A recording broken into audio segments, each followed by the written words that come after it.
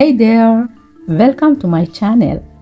I'm Nahid, and this video I'll show you how to easily draw a human foot from the front view. First, draw a guideline.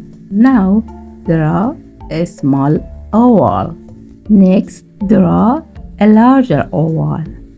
Pay attention to the direction of the ovals in relation to each other. On the other edge of the larger oval, draw 5 circles of different size for the toes. Then draw a circle for the bump under the big toe. Now let's move on the main foot lines.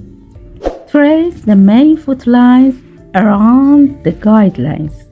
And also draw the toenails for each toe like this. I hope you enjoyed this tutorial.